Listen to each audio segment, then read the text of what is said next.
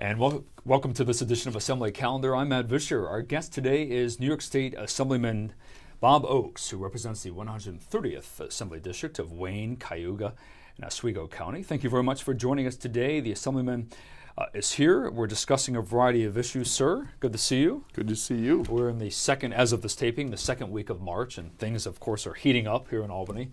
Attention turning to the state budget process.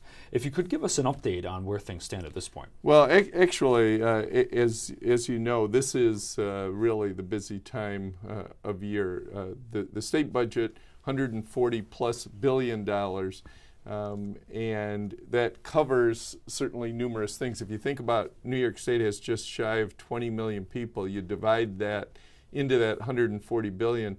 That's over $7,000 for every man, woman, and child that lives in New York State. How does New York State spend that money? What are our priorities? Those are decisions that are made on an annual basis. And the governor of New York, as the executive, has an awful lot of power in that process. He puts together the proposal and puts that before the state legislature. Governor Cuomo did that in, I think, the 21st of January. We've had that document since then, held 13 budget hearings on various portions of the budget. We were able to ask commissioners of the various departments, how are you going to manage this? What does this mean? As well as a number of advocates came to us and talked about, gee, we think there ought to be more money here, or we think you ought to be shifting your concerns or your priorities in a little different way. And so we've gone through that process. Last week, we came to an agreement on how much revenue we could anticipate for the state. And to do that, the state doesn't actually set the amount of revenue and then it all comes in. We have certain tax rates and whatever, so how much we're going to collect, whether that's from individuals through their personal income tax, which is the largest piece that we get revenue for the state, or sales tax.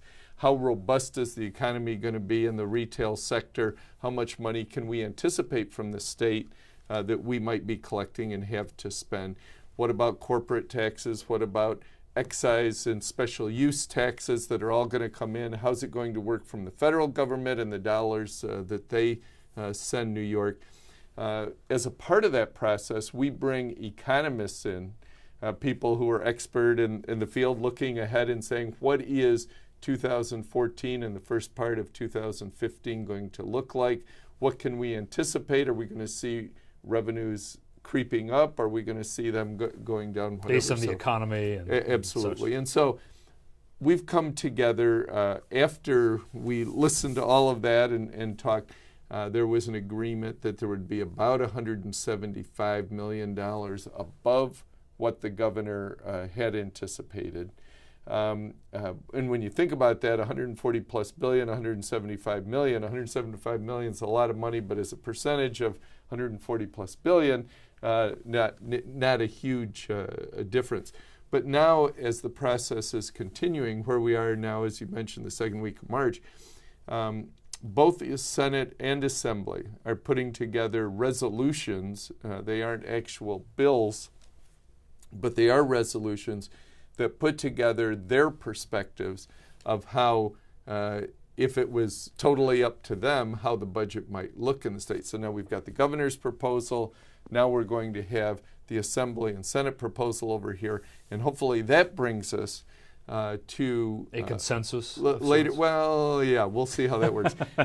Later this week and into next week, bringing conference committees, which would have representatives from both the majority and the minority in both houses, coming together to discuss those differences, because there will be differences and priorities between the two different houses' budgets, and negotiations to hopefully come to enough of a consensus to pass those bills in both houses, have the governor sign it, and have a hopefully fourth consecutive on-time budget. The state fiscal year runs from April 1st to March 31st, and that's why we are driving toward this March time frame. So everything seems to be on time. It is at this point. The thing you learn if you're around here long enough is what seems to be happening today may take a turn in the road a few times down the road. But very honestly, New York State had a historic problem of late budgets. A few years ago, when Governor Patterson was still here, he figured out that there is some power of the executive that actually has brought people. Used to be, if I held out, you kind of think of a sports figure, they might hold out to get more money as they get closer to the start of the season. The Speaker of the Assembly was very good at holding out while the governor and the Senate may want to get a budget done more timely. The Speaker was very good at holding out and saying, well, I'm not doing it unless this is included in that. That power to one of the legislative leaders kind of delaying the process to hold out has kind of been lost with some of the nuanced changes in the budget process. Gives a lot more power to the governor, and it's kind of like if you don't get it negotiated by April 1st, then you're probably not going to get it because all the power at that point kind of tips to the governor. Makes sense. Now, in terms of school funding and education, where do things look at this point? Well, as you know, Governor Cuomo's first budget year, he was facing a $10 billion deficit, huge problems in the state. And the reason we were in that position is because we had really, in 2006, 7, 2008, at the same time that the economy was going down and revenues were going down, we had then Governor Spitzer proposing budgets that were increasing spending dramatically. It caused great problems in the budgeting process. Governor Cuomo came in, did a good job actually of pulling that all together, but part of that process was doing some dramatic cuts to schools. Gap elimination aid, I think, was one of them. Absolutely, and so that created a gap between what they were getting before and what they're getting now. Since after that first year, we've been able to add some money back in, but the gap is still there, and it's still around $1.3 billion. When that money was taken away from the districts, very honestly, it was disproportionate to districts that depend more on state aid. Who are the districts who depend more on state aid? They're the districts that are of moderate or low wealth.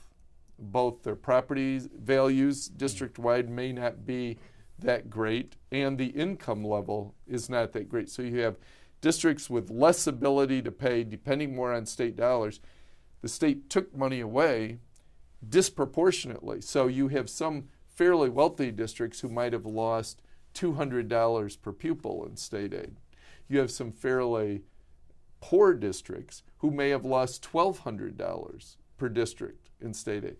Well, since then, we've been trying to fill that gap, but it still continues, and those that suffer the most, the districts, are those that had the most taken away. They still have a gap that's significant.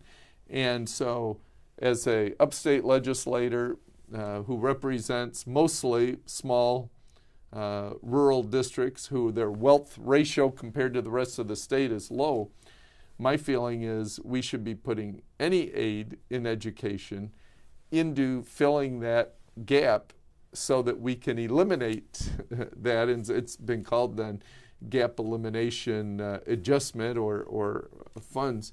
But that's a battle because for some of the urban areas of the state or some of the areas that aren't as low wealth or moderate wealth, those districts would rather see